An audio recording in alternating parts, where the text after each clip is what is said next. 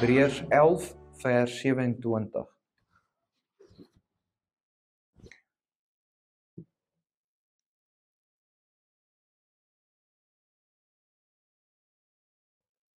Hebreërs 11 vers 27. En die tema van vanoggend is die krag in die onsigbare God. Maar voordat ons lees uit Hebreërs uit, kom ons sluit net die oë en dan nader ons saam die Here. Vader, waar ons nou in stilte by u voete kom sit, liewe Heer. Vader, vra ek, mag u vanoggend op 'n geestelike, bonatuurlike manier ons harte aanraak. En Vader, mag u ons harte aanraak met u waarhede, waar ons miskien gaan gesels oor ietsie wat vir ons 'n vreemde konsep is baie keer. 'n Konsep is oor geestelike dinge wat vir ons vreemd klink. Maar Vader, mag u ons geestelike perspektiewe verander en vernuwe. Mag u vir ons geestelike insig verleen in hierdie wandel hier op aarde. En mag ons besef dat eintlik ons Here geloof, word ons na toe geroep op 'n geestelike manier. En Vader, mag dit ons gemeente en hierdie kraal en die skape hier binne transformeer. Mag elke liewe wedergebore gelowige wat hier is vanoggend werklik wandel in die Gees. Maar Vader, mag vanoggend vir ons duidelikheid gee, mag dit vir ons wysheid gee hoe om dit te doen, en Vader, mag dit opgewondenheid kweek in ons harte, om die onsigbare God raak te begin sien in hierdie fisiese wêreld. En Vader, sodoende vra ek ook, mag u vanoggend my gebrokenheid, sondigheid, gebroke woordeskat op sy sit, en Vader, mag u waarhede verkondig word volgens u woord. En Vader, mag u alleenlik verheerlik word deur dit. Ons vra al hierdie dinge in u heilige naam. Amen. So as ons vanoggend lees uit Hebreërs 11 vers 27, is dit 'n baie kort gedeelte, en ek lees weer eens uit die 33 tot die 53 vertaling, en dit sê vir ons: deur die geloof het hy Egipte verlaat, sonder om die toorn van die koning te vrees, want hy het volgehou, soos een wat die onsigbare sien. Net tot sover, asseblief. En soos wat julle weet, is ons tans besig met hierdie reeks wat handel oor die boek van Hebreërs, en ons is 'n bietjie meer selektief in die boek. Ons gaan glad nie eksegeties eintlik deur dit nie, wat ek weet eintlik die regte manier is, maar ek probeer uit die boek die temas wat op mekaar bou by mekaar te plaas. So, want die boek van Hebreërs kan baie vinnig baie kompleks raak. Die wat by die Bybelstudies bywoon, weet dit ook. Dit is 'n baie moeilike boek om altyd kop te hou. En vanoggend gaan ons eintlik met ons tema wat handel oor die krag in die onsigbare God, bou op die vorige 2 Sondae se waarhede, en eintlik vir onsself die vraag vra: wandel ek werklik saam die Gees van God op hierdie aarde?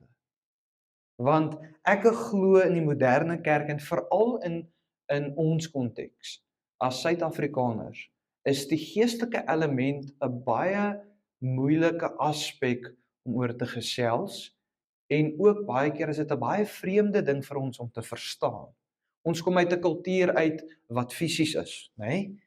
In ons eie kultuur as die Afrikaner kultuur het ons nie eintlik ooit geestelike elemente gehad, soos byvoorbeeld ons boeties in Afrika wat groot geword het met geestelike elemente in hulle tradisies nie.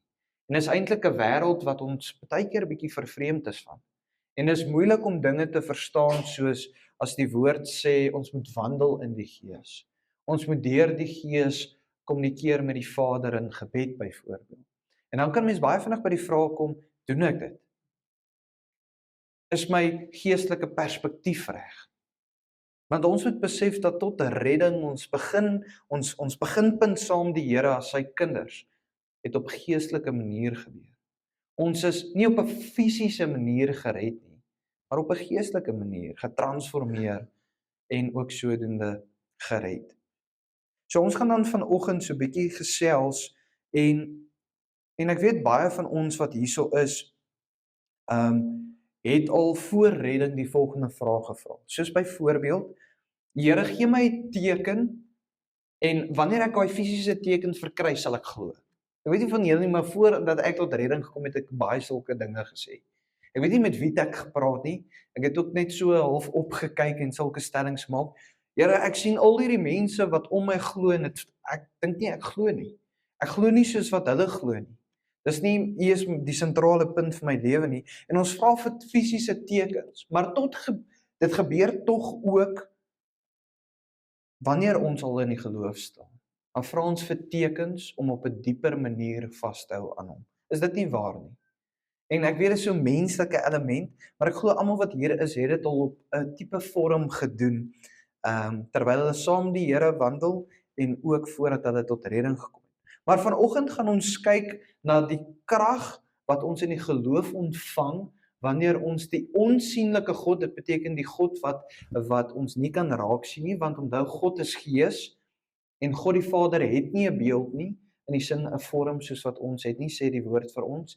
Openbaring verduidelik dat uit die troon skyn sy lig uit, maar die krag wat ons in geloof kan vind as ons die onsigbare God begin raak sien op 'n geestelike manier in ons lewens. En ek weet, die ouer mense wat miskien hier is vanoggend, kan miskien nou waarskuwings by hulle opkom en dink hierdie gaan nou 'n baie 'n Pinkster tipe preek wees wat nie reg bewoord is nie, maar waarna ek verwys as ek na hierdie eenvoudige waarheid verwys, sien ons nog werklik God se hand raak? Sien ek vir God elke dag in my lewe raak? Sien ek vir God raak as ek hier sit vanoggend? Sien ek sy grootheid raak? Sien ek sy heerlikheid raak as ek wandel daar in die wêreld? Sien ek sy seën raak op my? Sien ek vir Christus as ek na my boeties en sissies kyk? Sien ek die vrug raak? En al hierdie elemente is geestelike elemente. So as ons dan vanoggend na ons hoofteks gedeelte kyk, bring die Hebreëse skrywer ons weer terug na die baie bekende verhaal van Moses waar hy die Israeliete uit Egipte uitlei, en ons hoofteks gedeelte sê in eenvoud: deur die geloof het hy Egipte verlaat sonder om die toorn van die koning te vrees, want hy het volgehou soos een wat die onsigbare sien. En die skrywer verwys eintlik hier na iets baie interessants in die gedeelte, dat Moses glad nie die Farao gevrees het nie. Dat hy glad nie daar gestaan het en gebewe het voor hom nie. Maar nou kan ons vir onsself vra, maar wat is die diepteid van dit behoort om vir ons te beteken? Nou ons moet eerstens besef dat die Farao die sterkste, mees magtigste persoon was van die antieke wêreld in daai tydstip. Ons het al so 'n bietjie daarna verwys. Die Farao was eintlik nie net 'n koning in 'n sekere sin nie, maar dit was deur sy mense gesien as 'n god. Hy het die mees kragtigste weermag gehad. Dis oral in antieke dokumente opgeteken hoe sterk en hoe goed die weermag was van die Egiptenare vir daai tydstip. Hulle was ook een van die eerste tipe weermagte wat chariots ook gebruik het. Vir die wat nie weet nie, dit is soos 'n waantjie wat jy opstaan en dan hardloop perde voor en dan is daar twee ouens, die een ry om die ander ou met 'n pyl en 'n boog en hy skiet die ander ouens, né? So hy was hier 'n man wat in beheer was van die mees kragtigste weermag. Hy was ook in beheer van elke mens se lewe. Nou wat ek daarmee bedoel is, elke aspek van elke mens wat in sy koninkryk was, hy het regeer oor elke aspek. Hy was in beheer van die ekonomie van die land. Hy was in beheer van die boere se afdeling, die landbou. Maar nog meer, hy was iemand wat kon gesê het, vandag maak ons vir Jacques dood, né? En dan moet dit gebeur. Of hy het die mag gehad om te sê ons stel vir Jacques vry, né? As ek dit so kan stel. Maar Moses kom en die skrywer sê hy het geen vrees gehad vir hierdie koning nie, vir hierdie Farao nie. En Moses kom met sy houtstaaf en hy kom staan voor hierdie man. En hy maak eintlik 'n bevel teenoor hom. Hy beveel iets voor die mees gevreesde man in die wêreld, die mees kragtigste man, en hy sê, laat my mense gaan. Laat my volk gaan, laat die volk van God gaan, laat die Israeliete gaan. En nou kan ons vanoggend hierop op hamer oor en oor, maar die skrywer verduidelik eintlik iets vir ons dieper in hierdie waarheid. Hy sê, hoekom kon Moses dit doen? Eerstens sê hy, want hy het geloof gehad, maar dan kom hy tweedens en hy sê, Moses het geloof gehad soos iemand wat die onsienlike gesien het. Nou dis vir my baie interessant. Waarna verwys hy as hy sê, Moses het geglo soos iemand wat die onsienlike gesien het? Verwys hy na God? Moses het nie fisies vir God sien nie. Ek hoop julle onthou die Ou Testamentiese storie waar Moses eintlik gevra het vir God, mag hy sy glorie sien?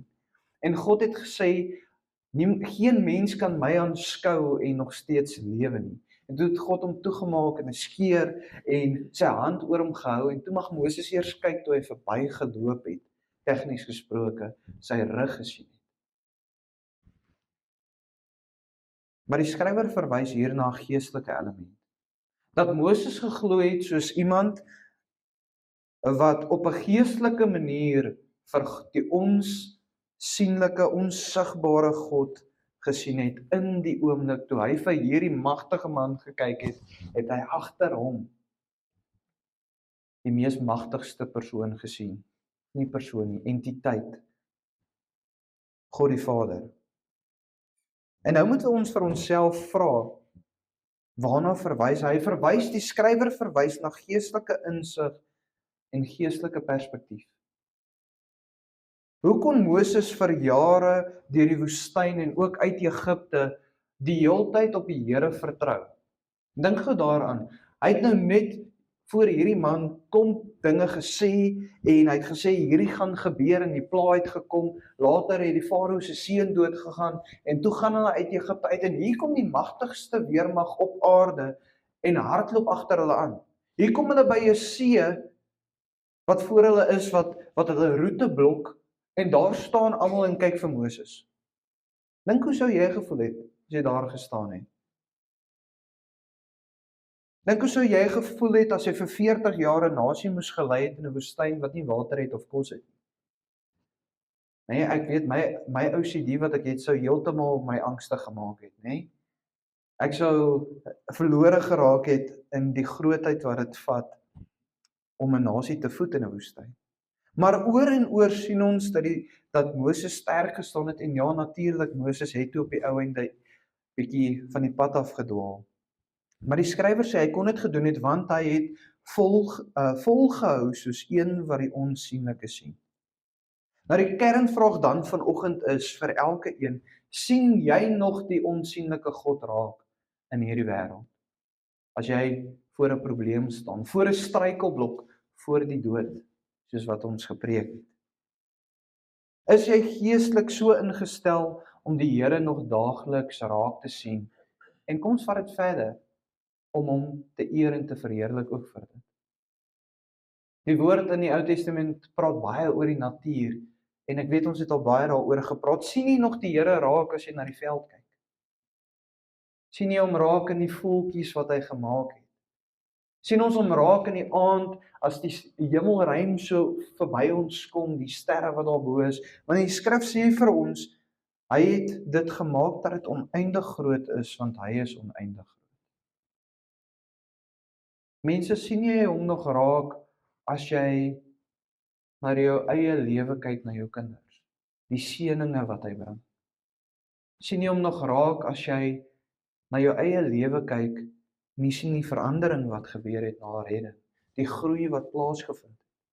Hoor hoe mooi stel Paulus die krag van die geestelike insig in 2 Korintiërs 4 vers 17 tot 18. Hy sê, want ons ligte verdrukking wat vir 'n oomblik is, bewerk vir ons 'n alles oortreffende ewige gewig van heerlikheid, omdat ons nie let op die sigbare dinge nie, maar op die onsigbare. Want die sigbare dinge is tydelik, maar die onsigbare dinge is ewig. Nou wat is die sigbare dinge? Die fisiese wêreld. Die wêreld waarin ons leef. As jy daarop let, gaan jy net wêreldse perspektiewe hê. Maar die onsigbare dinge is die geestelike dinge wat die res van die wêreld nie kan raak sien. En waarna verwys hy nog? Dat die heerlikheid van God een van hierdie onsigbare dinge is, geestelike dinge. Dis ewige dinge. Is ons ingestel om verby die verdrukking, die pyn, die lyding, die angs, die depressie te kyk wat tans in ons lewens is en die geestelike onsigbare God agter dit raak te sien? Is ons nog so ingestel? En ek moet vir julle sê, toe ek die preek doen, besef ek hoe dwaas wandel ek op hierdie aarde. Hoe min hou ek vas aan die geestelike waarhede wat te vind is, en hoe min besef ek eintlik dat alles wat in die skrif is, geestelike waarhede is. Niks wat in die skrif is eintlik dinge wat bedoel is om ons fisies nou hier te verander, maar geestelik te vernuwe.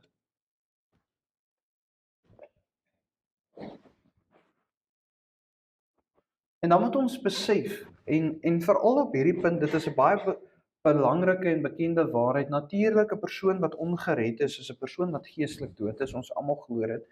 Maar nou moet ons in teenstelling van daai waarheid sê, as ek nou na my lewe kyk, lyk dit ten minste en voel dit vir my of ek geestelike lewe het teenoor die persoon wat gebroken is en verlore is die kant.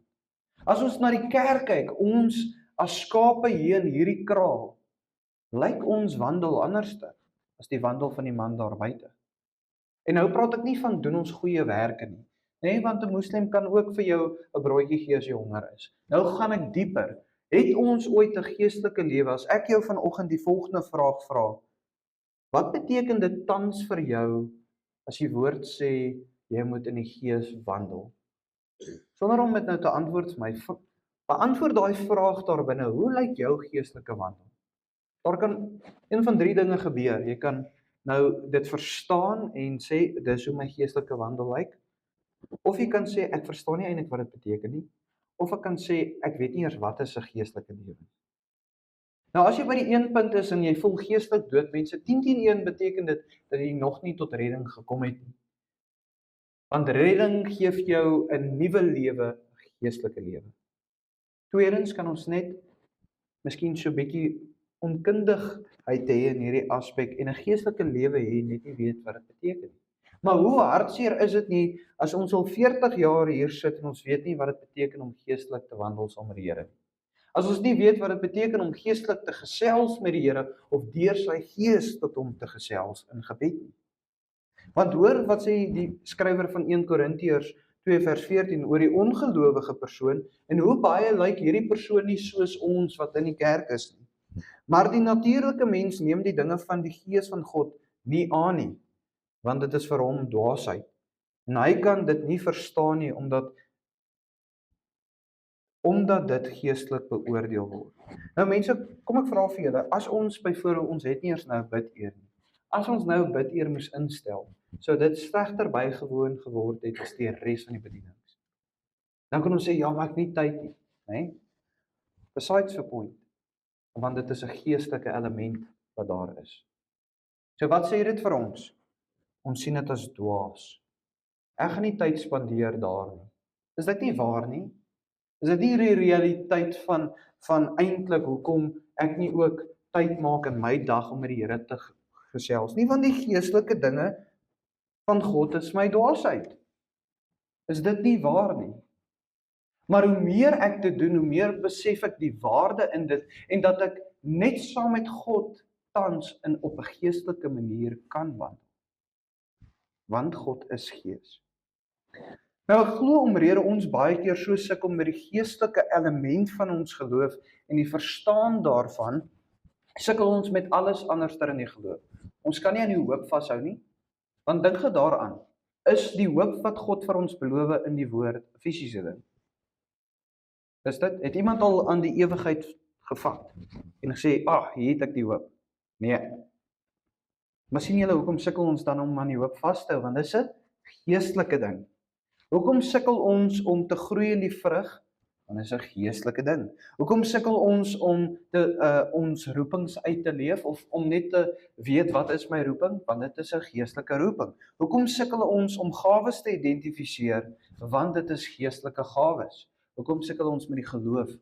Want die geloof is geestelik. Dis nie wêreldsgebonde en fisies gebonde aan hierdie wêreld nie. Maar wat leer dit vir ons? Ons moet begin ondersoek instel in hierdie aspek. Ons moet begin groei geestelik in ons kennis en ook in ons verstaan van wat die woord bedoel met hierdie elemente. En dan kan ons van onsself die vraag vra, as ek so sukkel met die geestelike dinge, hoe praat ek tans met die Here? Of praat ek ooit tans met die Here? Want mense, ek moet eerlik wees met jou, as jy nie 'n gebedslewe het nie, verwys dit na geen geestelike herlewing wat plaasgevind het in jou lewe nie. En ek is eerlik nou met julle.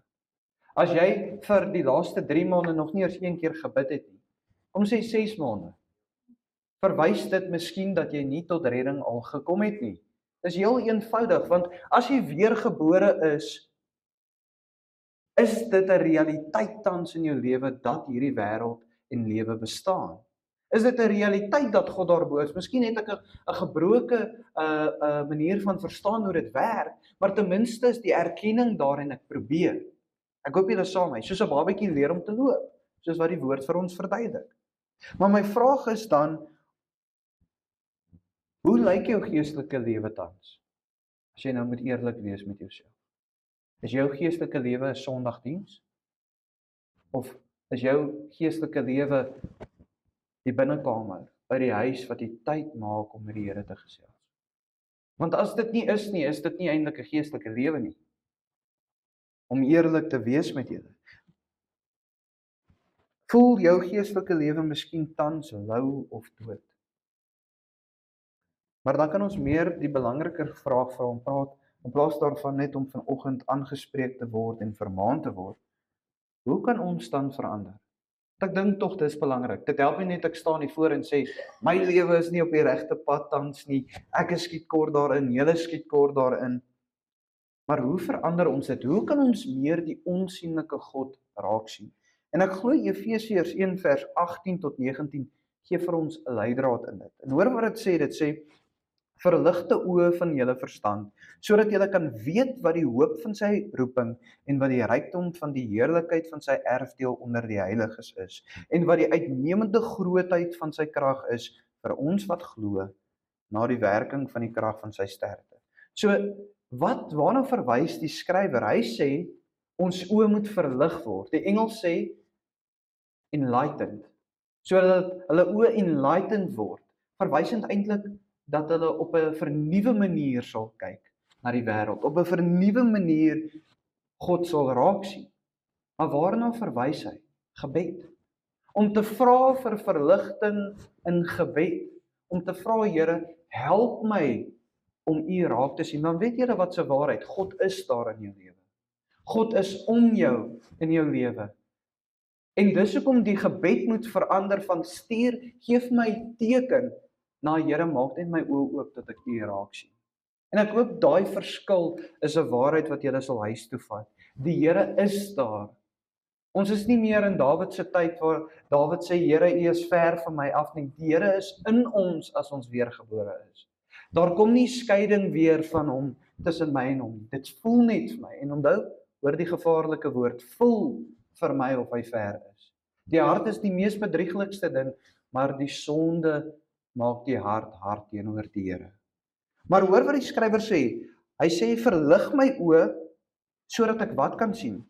U heerlikheid, my erfdeel, U rykdom, die hoop wat U vir my gegee het, die uitnemendheid van U grootheid, U krag, die sterkte van U krag, U werking. So niks van hierdie goed gaan jy raak sien wat tans daar is, as jy nie geestelik begin groei in jou uitkyk in hierdie lewe nie.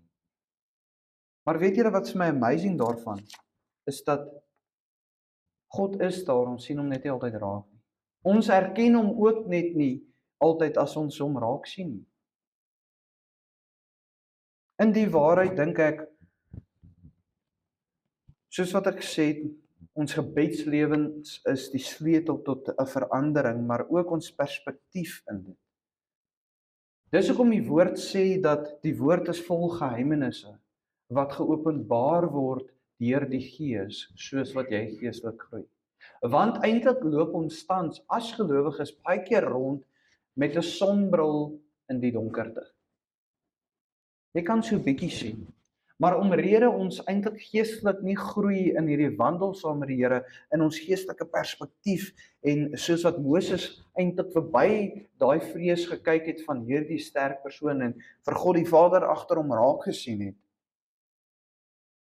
loop ons ook rond met klappe op ons oë, blind vir die waarheid. Jesus raak die punt aan in Johannes 20 vers 29, waar hy praat met Thomas en hy sê, omdat jy my gesien het, Thomas, het jy geglo. Salig is die wat nie gesien het nie en tog geglo het. Mense, weet julle wat vir my so mooi van hierdie is, ons moet besef, die dag toe ons tot redding gekom het, het ons aan iets vasgehou wat ons nie gesien het nie, want wie hier het vir Christus gesien? Nog nie een van ons nie. Elke een van ons, salig is hy wat nie gesien het nie, maar geglo het. Geseënd is hy. Die disippels het vir Christus gesien en geglo. Maar Christus kom nou en sê eintlik die ouens is beter af wat nie gesien het nie, want weet julle wat, dan is baie keer die geloof gebaseer op dit wat ek sien met my fisiese oë.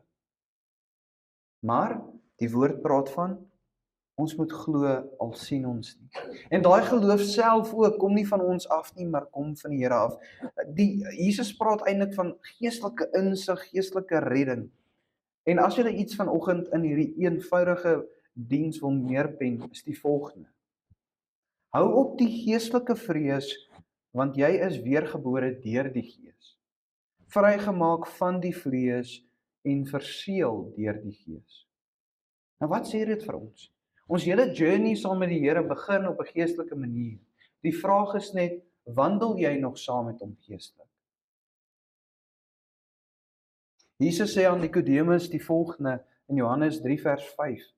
En Jesus antwoord hom eintlik en sê, voorwaar ek sê vir jou, as iemand nie gebore word uit water en gees nie, kan hy in die koninkryk van God nie ingaan nie.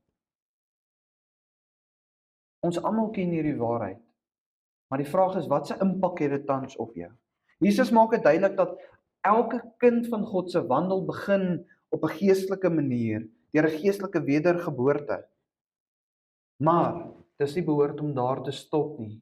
Hierdie wandels behoort om oor te gaan in 'n geestelike wandel. Dis behoort om oor te gaan in 'n geestelike lewe wat ons stap saam met die Vader. Galasiërs 5 vers 16 en 25 gesels ook oor hierdie wandel en sê, maar ek sê, wandel deur die Gees, dan sal julle nooit die begeerlikheid van die vlees volbring nie. As ons deur die Gees lewe, laat ons ook deur die Gees wandel. En dan Galasiërs 6 vers 8 praat ook oor hierdie waarheid, maar baie interessant oor ons perspektief en hoe ons siening oor die fisiese en die geesteswêreld, as ek dit so kan stel, 'n impak het op ons lewens. Dit sê, hy wat in sy vlees saai, sal uit die vlees verderf maai, maar hy wat in die Gees saai, sal uit die Gees die ewige lewe maai. So tans, as jou lewe net wêrelds georiënteerd is, saai jy tans wêreldse dinge. As jou lewe geestelik georiënteerd is, saai jy lewendmakende dinge, ewige dinge. Nie net in jou lewe nie, in jou kinders in die mense om jou, in die gemeente ook. Mense, dink jy nie hierdie is 'n element wat so bietjie afgeskeep is in ons eie gemeente nie? Is om in mekaar se lewens geestelik te saai. Onthou net een ding, tot daai gawes wat jy verkry van die Gees af, is nie vir jou nie. Die woord sê, jy het die gawe ontvang om jou broer te bedien daarmee. En wat vir my so mooi is, op die einde van die dag besef ons net, wat eintlik als waartoe die Here ons roep en waarmee hy ons toerus, kom nie eers uit die eie ek uit. Maar die vraag is, gebruik ek dit tans op 'n geestelike manier? Mense, mag ons begin geestelike dinge saai in ons lewens en ander mense se lewens, en mag ons begin 'n wegbeweeg in die gemeente van wêreldse dinge. Ek noem hierdie, ek weet Robbie het dit nou genoem en dis nou glad nie in teenstryd met wat hy gesê het vanoggend nie. Natuurlik, daar's 'n bietjie 'n probleempie by ons finansies. Maar mag dit nie die hoofpunt wees wat bespreek word by ons vergadering nie. Want weet julle wat? Dit spreek 'n geestelike ding aan. 'n Geestelike waarheid dat ons nie meer gee met ons harte nie, want ons harte wil nie gee nie. Dit is waar. en 'n waarheid. Ons kan baie keer 'n wêreldse element gebruik in die kerk om te sê, byvoorbeeld, dis net 'n maklike voorbeeld. Ek gaan nie gee nie want dit gaan nie tans volgens my wil gebeur nie. Is dit nie waar nie? Sien julle hoe saai ons dan met 'n wêreldse aspek? En so kan ons verder gaan ook. Hoekom kom ons nie na die Bybelstudies toe of na die bidure of hoekom is ek nie tans meer betrokke by die kerk nie, want die eie ek is meer belangrik. Die wêreldse dinge is meer belangrik. En ek weet julle kan nou vanoggend sê, maar Pieter, dit is jou werk. Dit is vir jou maklik om dit te sê. Weet julle hoe vinnig as 'n dominee kan jy ook besig raak met wêreldse dinge in die kerk? Met die kerk se dinge en nie met die God van die kerk. En dit is 'n realiteit en 'n waarheid en ons almal sukkel daarmee. My vraag is net, gaan ons begin ons perspektiewe verander, anderster begin bid en sê Here lei ons, verander ons, vernuwe ons in hierdie aspek. En as jy dan vanoggend miskien geestelik blind voel of geestelik dood voel, gee die woord vir ons 'n baie eenvoudige oplossing en byvoorbeeld ek en Joe het al baie hieroor gepraat die laaste tyd en ons as leierskap het ook hieroor gepraat. Jesus gee vir ons 'n oplossing hoe om van geestelik lou te gaan na geestelike deurbraak. En jy kan Matteus 17 vers 21 gaan lees, is heel eenvoudig. Dit praat van vas en gebed. Om die vlees swak te maak sodat die gees sterker kan wees. Net met 'n opsteek van hande en ek soek skuldig hieraan, so ek gaan my hand ook opsteek. Wie het al hierdie jare gevas in ons kerk? 3 mense. Mense, weet julle die Nuwe Testament sê deur smeking, gebed en vas is ons behoort om die dinge van die Here na hom toe te vat. En onthou net een ding, vas is nie iets wat jy sê Here ek vas nou so gee vir my wat ek soek nie. Meeste van die keer as jy vas vir 'n deurbraak, is die deurbraak iets heeltemal anders as wat jy gedink het die deurbraak gaan wees. Dis hoe die Here werk, want my vleeslike wil soek iets anderster.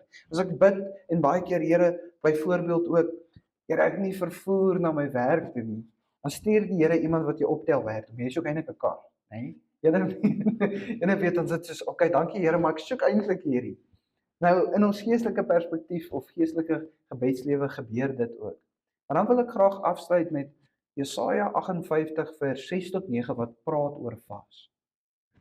En dit is iets waaroor as ons klaar is met Hebreëse reeks, gaan ek 'n reeks doen oor vas en ek gaan vir die gemeente vra om saam met ons te vas. Want hoe amazing is dit nie om dit te kan doen nie. Maar hoor wat sê die skrif vir ons oor vas en geestelike deurbraak wat saam met dit kom. Dis Jesaja 58 vers 6 tot 9 wat sê, is dit nie die vas wat ek verkies nie, dat julle losmaak die bande van goddeloosheid, dat julle afhaal die stroppe van die juk en vrylaat, weggaan die verdruktes en elke juk stukkend breek. Is dit nie dat jy jou brood breek vir hom wat honger het en elendes en swerwelinge in die huis inbring nie? As jy iemand sien wat naak is, dat jy hom klee en jou vir jou eie vlees nie verberg nie, dan sal jou lig deurbreek soos die daggeraad en jou genesing skielik uitsprei en jou geregtigheid sal voor jou uitgaan, die heerlikheid van die Here jou agterhoede wees. Nou hoor wat sê vers 9. Dan sal jy roep en die Here sal antwoord. Jy sal skreeu om hulp en hy sal sê, hier is ek. As jy van jou verwyder die verdrukking, die uitsteek van die vinger en die leenagtige woord. Mense, wat vir my so mooi is van hierdie miskien is elke een van ons vanoggend aangespreek, ek is definitief, maar die woord gee vir ons 'n oplossing. Moenie hier uitstap en sê ek het 'n geestelike my geestelike lewe is dood en jy gaan doen nie hierdie nie. Die Here is getrou en die Here sal vernuwing bring. Die vraag is net, gaan jy tyd maak vir hom sodat jy geestelik begin saam met hom kan wandel. Amen. Kom sluit die oë. Vader, waar ons nou in eenvoud gesels het oor geestelike vernuwing en Vader, waar ons baie keer in hierdie wêreld by 'n plek kom waar angs ons oorval, dat die werkse dinge so raak dat ons depressief raak en moedeloos raak. Vader, help ons om in daai oomblikke U raak te sien. U ewige dinge, die geestelike dinge, die hoop wat U in ons kweek. Vader, dat dit nie gebonde is aan tydelike wêreldse dinge nie. En Vader, sodoende bid ek vir elke persoon wat hier is vanoggend, eerstens wat weergebore is, maar wat sukkel in hierdie aspek van hulle geestelike wandel. Vader, mag U hulle bemoedig deur die Gees om te begin bid soos nog nooit tevore nie. Om U te nader in vas ook, en Vader, met smeking, nie net vir hulle eie dinge te bid nie, maar vir hulle broeders en susters in die geloof ook. Vader, mag hierdie gemeente veranderd word deur dit. Mag ons 'n biddende gemeente word. En Vader, as ons weer 'n geleentheid gee vir hulle om te bid, Vader, sal meer opstaan om te bid. Sal meer hulle hande opsteek en sê ek wil U nader en die gemeente ook opdra nie. Vader, mag die vrees van angstigheid om voor mense te wees weggebrand word weer. Mag ons vrymoedigheid begin verkry in die geloof. Vader, dat ons nie langer soos kinders sal vrees vir wêreldse goedjies nie, maar U met hart en siel sal dien. U wat in die onsigbare wêreld leef. En Vader, ons prys U ook waar ons nou die nagmaaltafel genader. Vader, mag ons ook besef dat al is hierdie fisiese dinge wat ons gebruik, maar dat dit 'n geestelike impak het op ons. En Vader, dieselfde met die doop, en so kan ons aangaan. Mag ons begin geestelik groei in U waarhede en ook geestelik vernuwe word. Ons vra al hierdie dinge in U heilige naam. Amen. So voordat ons begin, kom sluit net die oë en dan nader ons die Here. Vader, waar ons nou ons self voorberei om die nagmaaltafel te nader en ook die sakramente te gebruik weer.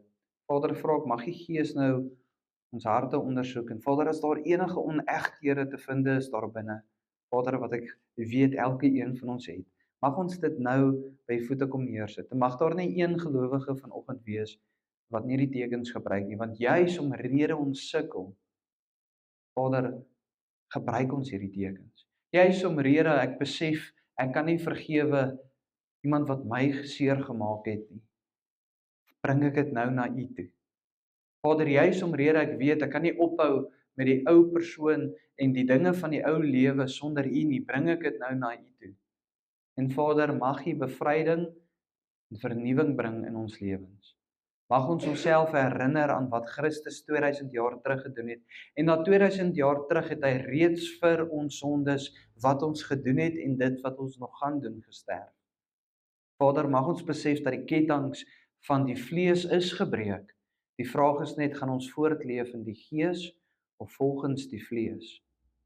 En Vader, dan dra ek ons boeties en sissies op wat vanoggend weg is nog op vakansie of wat siek is by die huis of wat miskien net weerhou word deur een of ander element in hulle lewe. Vader, mag hulle tans ook hierdie eenheid ervaar en mag hulle ook vreugde in hulle harte ervaar, wetend dat ons saam dieselfde Here dien, wetend dat hulle nie net een met Christus is nie, maar ook met ons.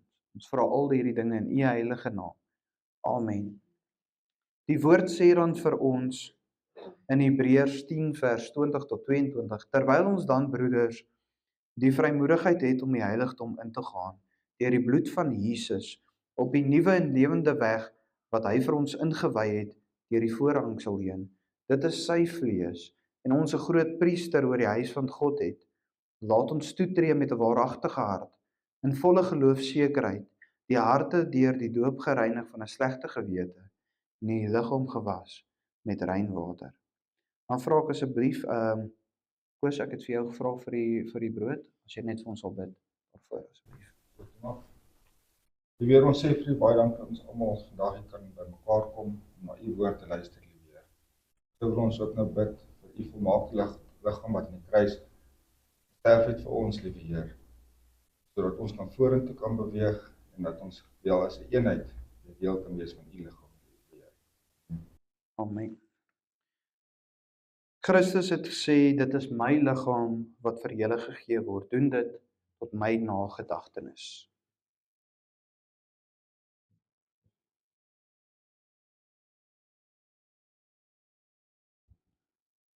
Die brood wat ons breek, is dit nie die gemeenskap met die liggaam van Christus nie.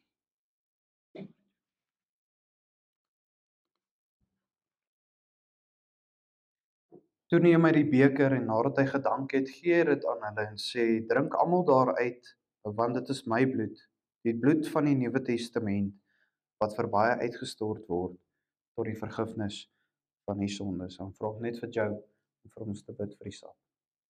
Father God, we just want to thank you for that blood that your only begotten Son shed on the cross, that whoever drinks of it shall not perish, and that our sins are forgiven. Thank you for the blood that washes away all sin. Thank you, Father. Amen. Amen.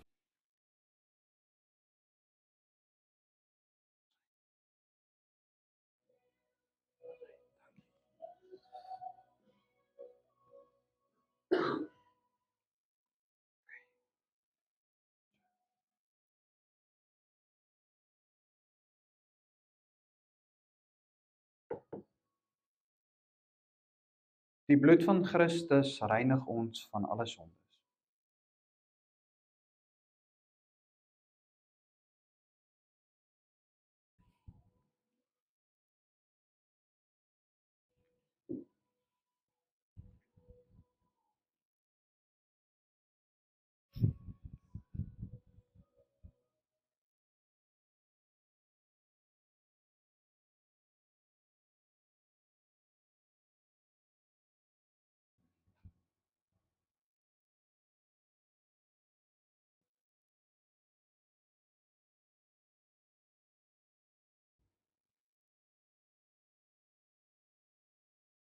Vader, waar ons nou hierdie tekens gebruik het, waar ons onsself herinner het aan die Seun sy lyding aan die kruis, sy liggaam wat hy as offer vir ons gegee het, en ook sodoende sy bloed wat vir ons gevloei het, liewe Heer. Vader, maak U woorde duidelik dat net deur bloedvergieting is daar 'n vergifnis van sondes. En Vader, ons prys U tot in alle ewigheid dat Christus vir ons gekruisig was, sodat ons 'n ewigheidswaarde kan verkry, dat ons onsself die kinders kan noem, en ook sodoende dat ons alleenlik deur Christus uit genade gered is. Vader, ek vra net op daai punt, mag ons verander en vernuwe hier uitstap vanoggend. Mag ons nie hier uitstap en sê, hoorie, maar ek gaan nie nader aan U beweeg nie. Mag hier daai rebellie in ons harte uitsuiwer, liewe Heer. En Vader, mag ons begin geestelik nader beweeg aan mekaar en op 'n geestelike manier, op 'n geestelike vernuwe manier, U ook sal dien. Vader, ons vra al hierdie dinge in U heilige naam. Amen. Mag die Here jou seën deur jou te vermaan, te beskerm, jou uit te stuur en ook te laat groei. Mag sy liefde jou vernuwe, sy genade jou herskep en sy roeping jou bemoedig om uit te gaan. Amen. Dankie julle.